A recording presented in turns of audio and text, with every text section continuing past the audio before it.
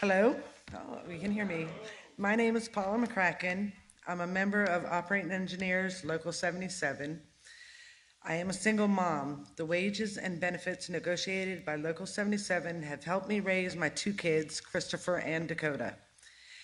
Making good wages and being able to raise my kids has given me self-reliance, self-esteem, and increased my confidence.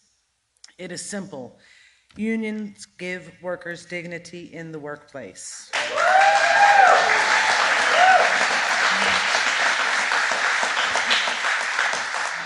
It's also true that unions give workers like me pride in themselves, their families, and their communities. Just in the last 2 years, I've worked at the Cannon House office building and the Smithsonian's National Air and Space Museum on Capitol Hill. I hope to work on major projects funded by the bipartisan infrastructure law. The Dulles Airport expansion project is a big one in the region. And while I'm just a piece of it, my story tells the story of the rest of the construction industry. Over the last 2 years, employment in construction has steadily gone up, and that's because of President Biden.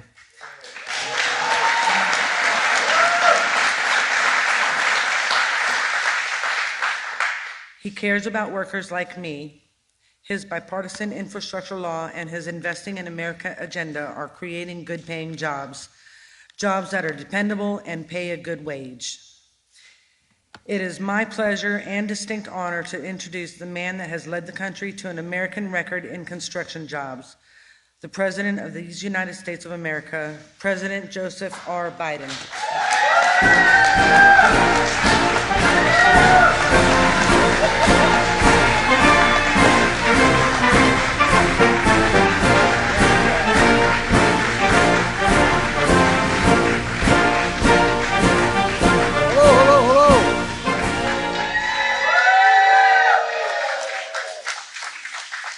Thank you for all of that introduction. I appreciate it. And hello to Operating Engineers Local 77.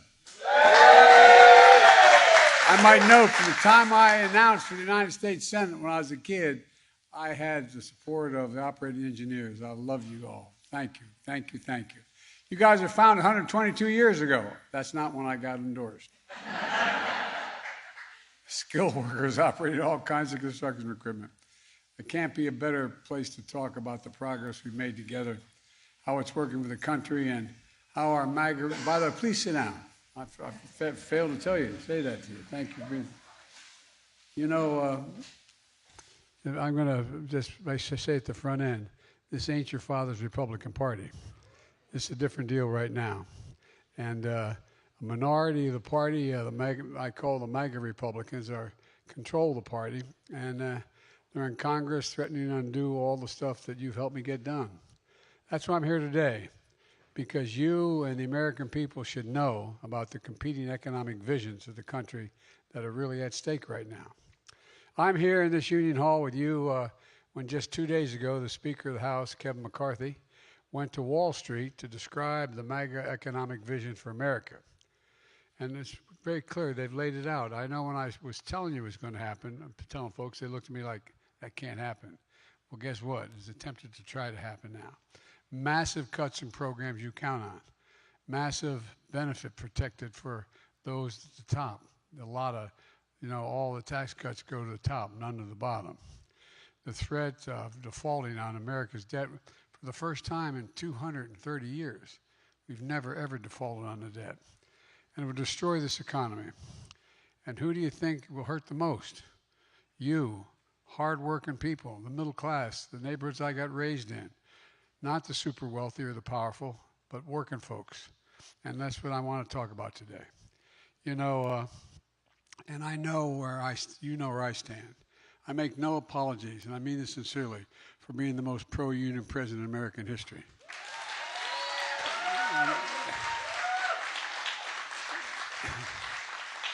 It's not just because I grew up with you all, it's because it's true.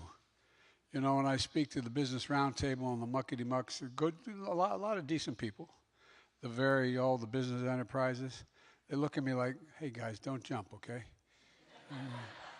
But all kidding aside, they look at me like, why am I always talking about unions? I say because, they don't appreciate how damn hard you all work, how damn hard it is for you to be able to become something other than an apprentice. It takes 4 years to train an apprentice, just like going back to school. Tell business leaders all the time, I tell them, that I'm pro-union because union workers are the best workers in the world, and you are the best. Not a joke. That's the God's truth. That is the God's truth. You're the best in the world. It's better long term for them to hire you because you get the job done, you get it done on time, and ultimately it costs them less when they hire you. So I've said many times, Wall Street didn't build America. The middle class built America. And unions built the middle class. That's a fact. Unions. One of the reasons I ran for president was to rebuild the backbone of this country, the middle class. To grow the economy from the middle out and the bottom up, not from the top down. Because when the middle class does well, the poor have a ladder up and the wealthy do very well still. And we middle class, you get a shot. We do well as well. And that's a clear contrast to my friends on the other side of the aisle these days. Didn't used to be, but it is now. For decades, they've said that the best way to grow the economy is from the top down, trickle-down economics. Well, growing up, I didn't see a whole hell of a lot trickle down in our 3-bedroom house with 4 kids and my dad's kitchen table. You know what? Trickle down didn't work for us, and it didn't work for a long time. And by the way, it's not just what's been in the MAGA Republicans. For the last 3-4 decades, we've been losing ground. And, and it's hollowed out the middle class. Rewarding wealth, not work. Rewarding companies moving overseas because to get cheaper labor. Look at a lot of you know, maybe you come from neighborhoods and small towns, or like Scranton, Pennsylvania, where I came from, or Claymont, Delaware, where I came from, where there used to be a lot of pride because we had business, we had factories that were working and operating. In Scranton and Claymont, there were 4,500 steelworkers. There's none today. And not only do you lose the jobs, you lose a sense of pride. You lose a sense of who you are. You begin to wonder, does anybody see me? I mean it sincerely. Those of you from the Midwest, travel through the Midwest. The towns where they had a factory employing 600-800 people. You lose it, and you lose everything. A lot of people get this. How many of your friends you know of around the country who've had this conversation? Their son or daughter finishes their education in high school and comes to mom and dad and says, Mom, I can't stay. There's no work. I got to move. I got to leave. And why these jobs go overseas? Because of cheap labor. Rather than making the product here in America, we made it overseas, leading to wider economic inequity. And along the way, losing something else, as I said, pride. Literally pride. It matters. My dad never went to college. My dad was a decent, honorable man, busted his neck. But here's my dad. He would talk about, everybody deserves to be treated with dignity, with recognizing their self-worth. And I mean it sincerely. It's not a joke. This is something I feel in my gut, not just my heart. How many of you know what it's like growing up in a community where that factory does shut down, where the community gets hollowed out? It gets hollowed out, literally. Folks, trickle-down economics doesn't work. And together we've been doing everything we can to turn things around. And with your help, one of the first things we did was pass the American Rescue Plan with not one of the other team voting for it. It helped vaccinate our nation. It delivered immediate relief to folks who needed it the most to get our economy back on track. It put small businesses back in business, and it worked. It provided increased employment. And then I signed the bipartisan infrastructure law, making the case that to have the strongest economy in the world, we have to have the best infrastructure in the world. How in God's name can we lead the world with a second-rate infrastructure? The best roads, the best bridges, the best airports, the cleanest water, high-speed internet, and so much more. Can you believe that we used to be the best infrastructure rated number 1 in the world? You know we're rated now internationally? We're rated number 13. 13 in the world. The United States of America is rated 13 in the world. And guess what? That's where you come in, to get us back on top. We've announced over 25,000 infrastructure projects so far. Over 4,500 cities and towns across the country, ranging from ports and airports, wind and solar projects. Operating engineers are going to be do the biggest groundbreaking for new and updated roads and bridges and so much more. Matter of fact, Lieutenant Governor always grabbed me for one bridge already. She grabbed me when I walked in. There you are, Gov. I don't blame you.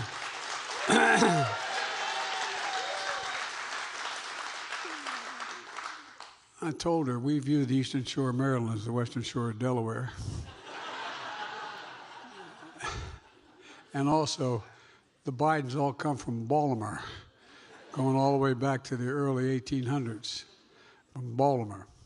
You know, you're the one that are going to, this is not hyperbole, it's a fact. You're going to transform America. You, the operating engineers, are going to transform America. And it can't get done without you. Without you, it can't get done. It's just, there's certain things that's a fact, obvious. And so, when we rebuild America, and I mean literally rebuild America, we're going to buy American. I've gotten a lot of criticism because there was a law passed in the early 30s that said buy American, but no president's really paid much attention to it. What it means is the money that Congress gives me to allocate to spend on projects, whether it's a new deck of an aircraft carrier or building an interstate highway or a bridge, I get to say it has to be American products, American workers. Every federal project built by American workers using American products, creating American jobs, is what I've done since I become president. I announced, and by the way, it's consistent with international trading agreements. I announced new standards that require all construction material used in a federal infrastructure project have to be made in America. The lumber, the glass, the drywall, the fiber optics, so much more. And guess what? It creates jobs down the line. And here's something else. Decades ago, the United States used to invest over 2% of its entire gross domestic product, all the money we spend, on research and development. We led the world in research.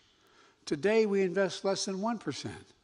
We used to rank number 1 in the world in research and development. Now we rank number 9 in the world. How in the hell does that happen? China was number 8 decades ago. Today they're number 2, and we're number 9. And a lot of countries are closing in fast. I don't want to wish any other country well, but we have the best scientists, researchers, and people in the world. How in God's name are we letting this happen? I'm serious. Think about it. That's why with your help, I signed a law that initially when I suggested it, people thought, what are you doing? It's called the Chips and Science Act. Yes, sir. And guess what? I asked the CEOs of this company, and I've met with them all, the Fortune 500 companies, and et cetera. I asked them, when the United States government invests in a considerable amount of resources in new industry, does that encourage or discourage private investment? To a person, everyone says it significantly encourages the willingness to bring private capital off the sideline. And that's how we bring new key parts of the supply chain back to America in semiconductors. As all of you know, these are small computer chips the size of the tip of my little finger. They affect nearly everything in our lives, from our cell phones, our automobiles, refrigerators, most sophisticated weapon systems in the world, and it poses and possesses so much more. I want to remind everyone, America invented this computer chip. We invented it by investing in going to the moon a while ago, okay? We increased the sophistication many times over. We made them smaller, faster, more powerful. And over time, we went from producing 40% of the world's chips down to 10%, despite our leading the world in research and design. How did that happen? I mean, deadly earnest. You don't have to be a rocket scientist to figure this out. How did that happen? We all saw during the pandemic when things slowed down in the Far East, where we imported so many of our computer chips. What happened? People all of a sudden didn't know. All of a sudden, the public became educated in what a supply chain is. People never talked about it before. Supply chain is when that factory closes down in the South Pacific, guess what? There's not enough chips to build automobiles in Detroit. It's shut down. Families get hurt. Example, every new vehicle built in America needs roughly 3,000 of these chips per vehicle. During the pandemic, as you may remember, auto companies couldn't get enough of these chips. Prices went up because the price of cars went through the ceiling. Inflation, biggest cost for inflation. But now all over the country, companies are investing in America. Not just American companies, but foreign companies. I asked the large South Korean company why they're investing in American computer chips to build the factories here. They said, because you have the best workers in the world. They said, not me. We do. And guess what? It went from a relatively small investment. You know how much we're investing now? $400 billion. $400 billion in advanced manufacturing. A record amount of investment back at home in any time in our history. For example, in Ohio, I visited what I call the Field of Dreams, about 1,000 acres outside of Columbus, where Intel has committed $20 billion to build what they call a new chip fab, a factory. They call them fabs. And guess what? It's going to hire a hell of a lot of people, 7,000 people building their guests, and you're all going to get paid the prevailing wage at those. And by the way, and the other 5,000 people working full-time in these factories when they're built, and they're bigger than football fields, the size of these factories. Guess what?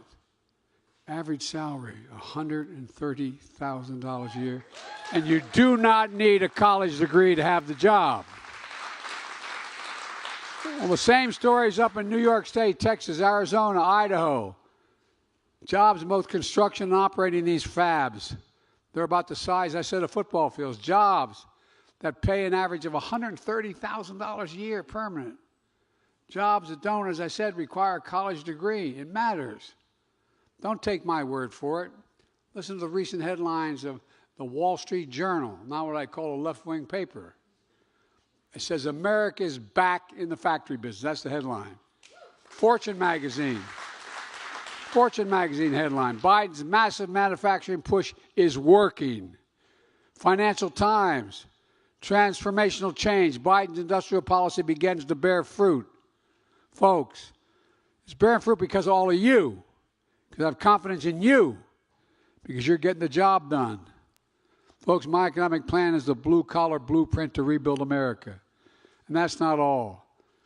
I get how folks are struggling with inflation. I grew up in a house where the price of gas went up, you felt it. It was a discussion at the kitchen table, not a joke. Inflation has been a global problem because of two things. A pandemic that disrupted these supply chains around the world, Putin's war in Ukraine, which disrupted energy supplies and food supplies, causing the price of everything from eggs to wheat to go up. We have a lot more to do, but inflation has been coming down 9 months in a row. It's down 45%, and again, we have to do more. It's still a big problem. The way I think about it is the way my dad talked about it around the kitchen table. He said, how much are your monthly bills?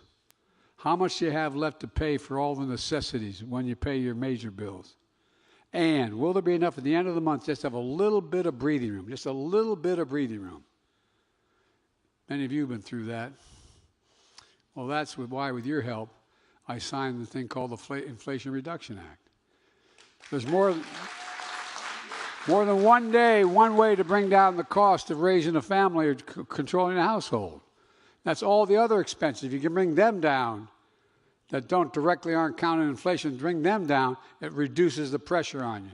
Give it a little bit of breathing room. For example, Americans pay more for prescription drugs than any other advanced nation on earth. The same exact drug. You pay more in the United States, in France, Germany, England, wherever you go. I've been fighting for years as a senator and vice president to allow Medicare to negotiate the price of those drugs, to negotiate the price. Guess what? We allowed the Veterans Department to be able to negotiate price for the veterans, but we never. But that's been in place. But we've never allowed Medicare to do this. But finally we beat Big Pharma. We got it done again without a single Republican vote. Look, It's had a profound impact on so much more, and there's so much more to come. How many of you know anybody with diabetes? Okay, well, guess what? You're now paying $35 instead of $500 a month for that insulin.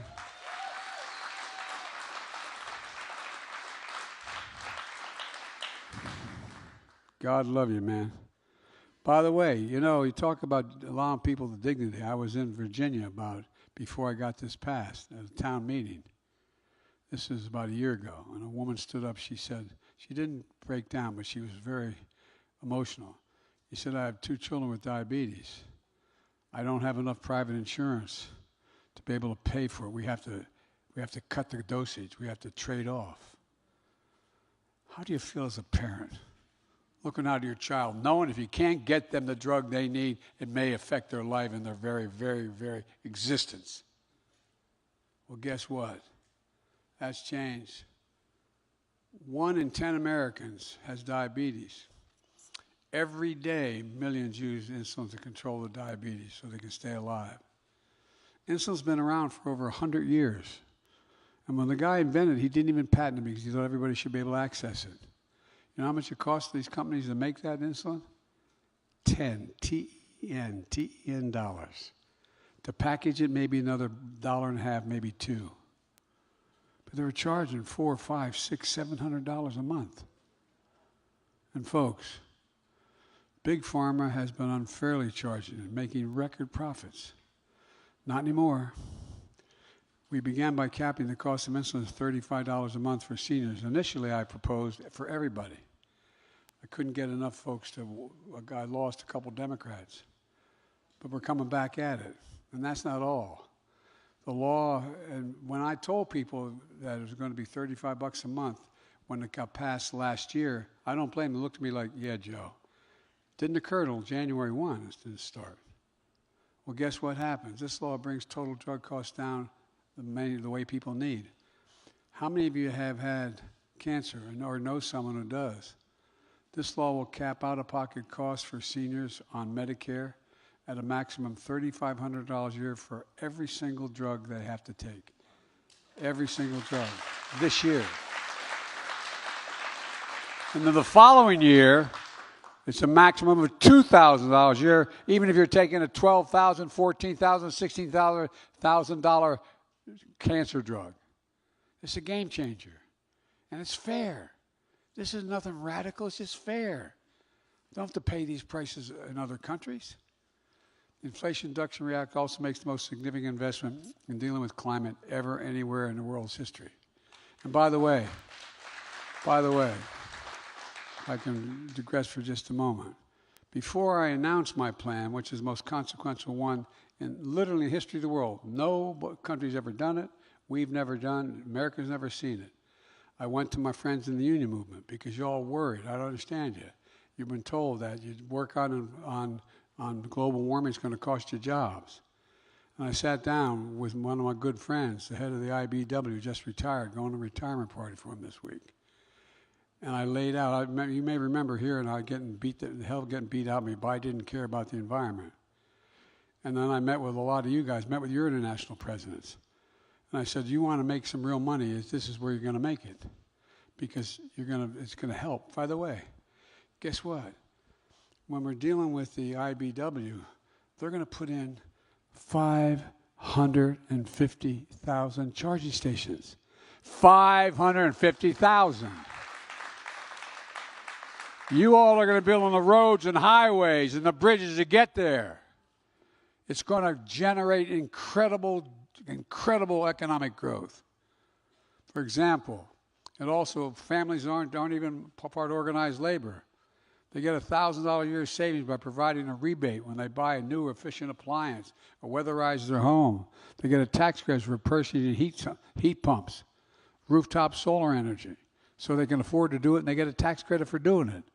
And the long-term savings from this is significant.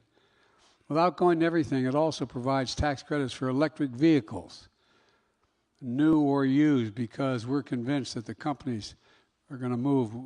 Let me back up.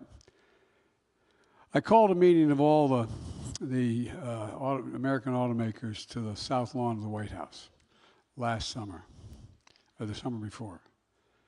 And I talked about the need for us to have to transition. And at the time, Mary Barra, the president of General Motors, was suing the state of California because they said they had an air quality standard higher than the federal government. And the argument was they couldn't do that. Well, I got a call from her 4 or 5 days later saying I dropped the suit. We've decided we're going to go all electric by 2035. Guess what? We also put in all electric over the near term. We're providing significant tax exemptions if you purchase a used or a new all electric vehicle. It's a game changer. And by the way, anybody who doesn't think we have global warming, hang out with me, man. Travel every major fire I've been to. You know, more land has burned in 2 years to the ground because of global warming. More land because of fires as a consequence of the utility poles you put up and all the rest, all of it. More land is burned than the entire state of Maryland. Literally, all the land you read about burning from Arizona to Idaho and out west, more land burned to the ground and homes in the process than the entire size of the state of Maryland. And all of you in this room are going to play a big part. Those charging stations, those roads and access points and so much more, because you're going to be building it.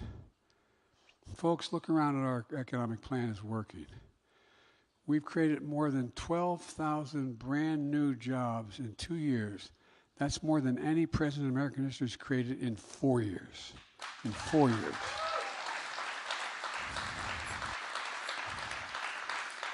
Unemployment is at 3.5%, near a 50-year low. And all for minorities as well. For African American unemployment is down low. Hispanic, across the board. Nearly 800,000 good-paying manufacturing jobs, the fastest growth in 40 years. Where in the hell is it written that says we can't be the manufacturing capital of the world again? I don't know where that's written. It's going to be us. You know this better than anyone. It's an all-time record for construction jobs. As I said, where's it written we can't manufacture more than anybody in the world? And by the way, we've made all this progress in a fiscally responsible way. All the talk of these guys, I'll get to this in a second, but how they're going to cut spending and the like. In my first 2 years in office, I brought the deficit down by a record $1.7 trillion. All we spent, still less than $1.7 trillion. Inflation Reduction Act is going to bring down deficits by hundreds of billions more in the decades ahead. And, again, not a single Republican voted for it. Let me be clear again. Under my plan, no one earning less than $400,000 has seen nor will see, as long as I'm president, a single solitary penny raised in their taxes. Not a single penny. And we're able to make huge progress for the country by making the biggest corporations begin to pay their fair share. You all pay. You pay more than your fair share. No, I'm serious. And by the way, I come from the corporate capital of the world. I was a senator for 36 years in Delaware. More corporations incorporated in Delaware than every other state in the union, okay? So I'm not one of these guys that corporations are all bad. They're not. But it's about time they start to pay their fair share. Let me ask you a question. Not a joke. How many of you think the tax system is fair in America? Oh, I'm serious. Guess what? You may remember my talking about when I first got elected. There were 55 of the Fortune 500 companies that made $40 billion in profit in 2020. And guess what? They paid zero, not a single penny in taxes. Not a single penny. I said it was wrong.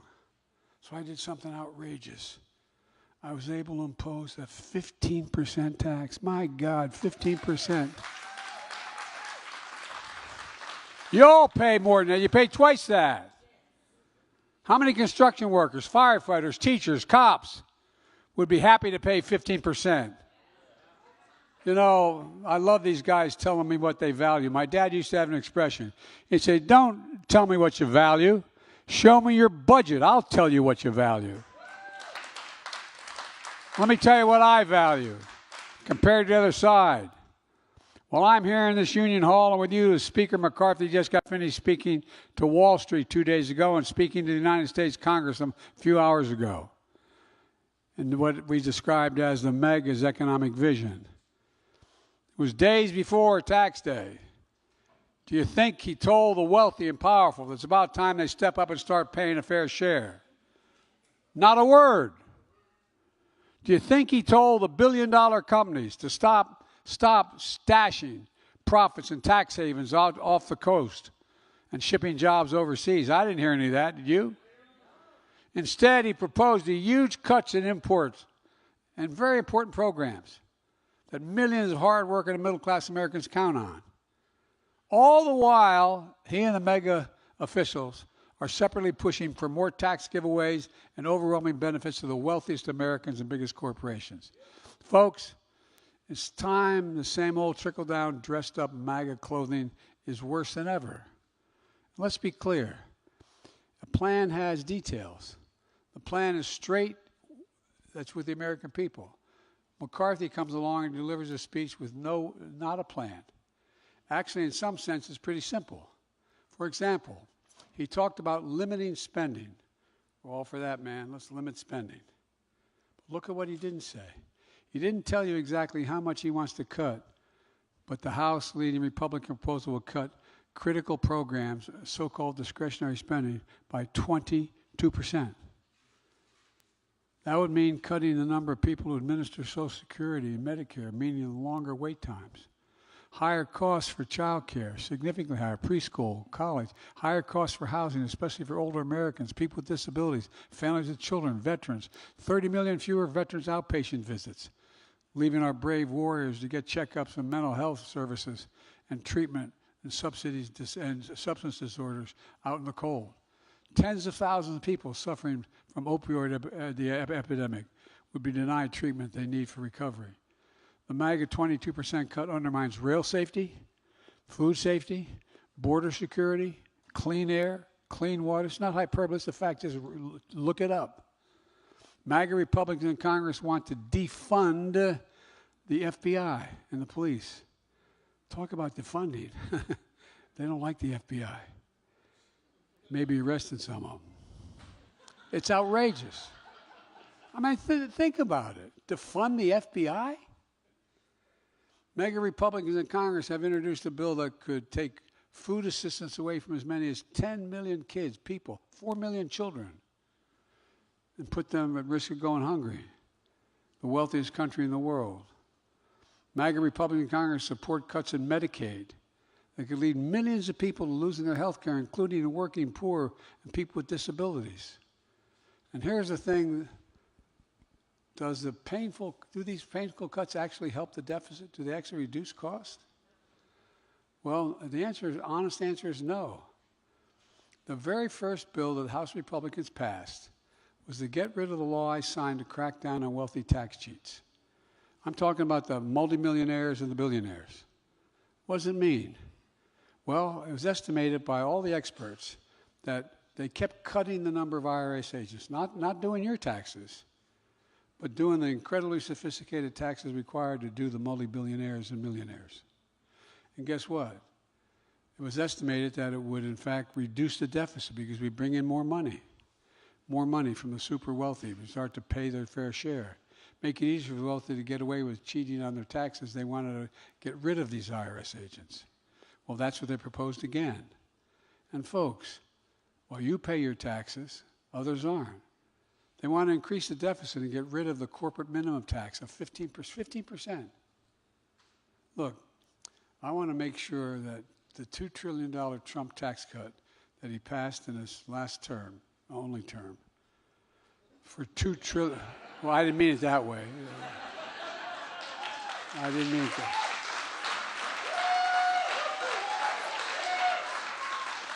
But they want to take that $2 trillion tax cut that overwhelmingly helped the super. I don't know how many of you guys benefit from that tax cut, to make it permanent. And that tax cut in the previous 4 years ballooned the deficit by over 40%. They want to continue it. And by the way, the tax cuts didn't help very much. Overwhelmingly benefit the wealthiest, the biggest corporations.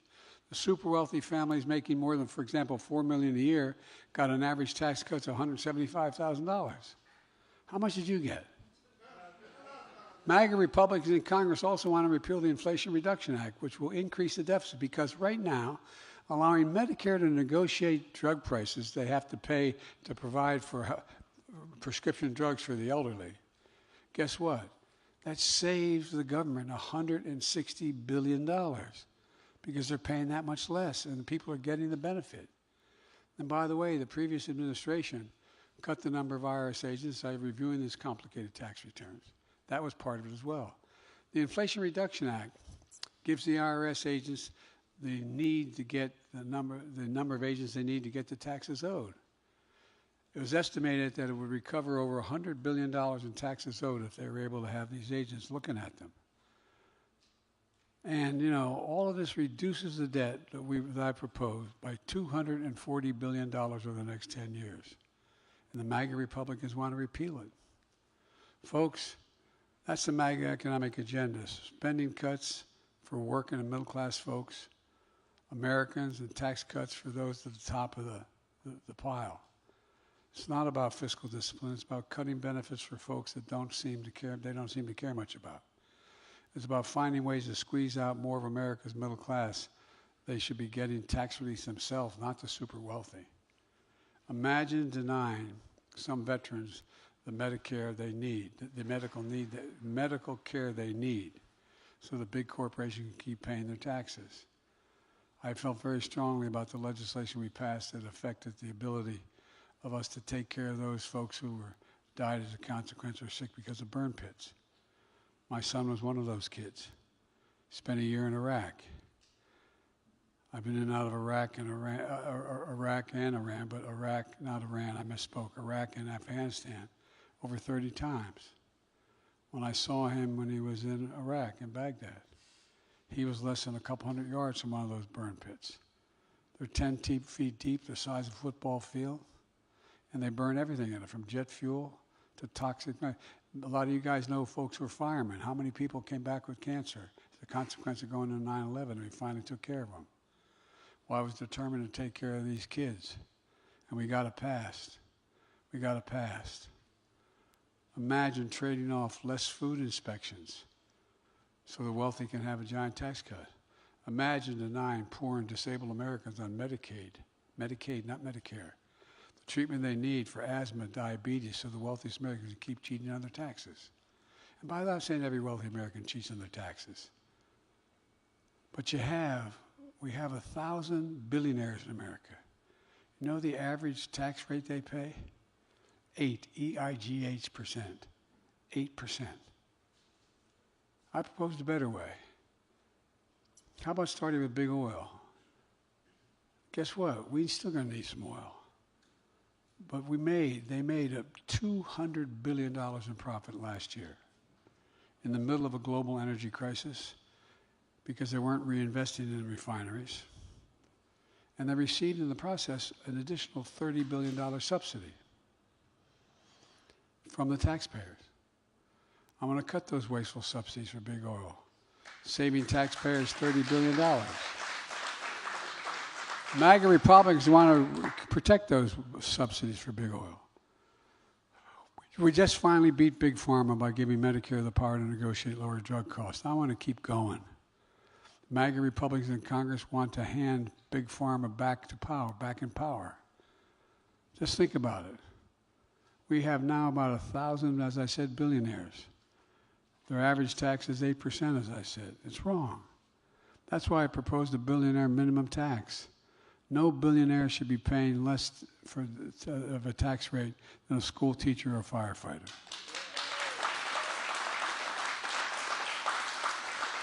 But folks, here's what's really dangerous. MAGA Republicans in Congress are threatening to default on the national debt. The debt that took 230 years to accumulate overall,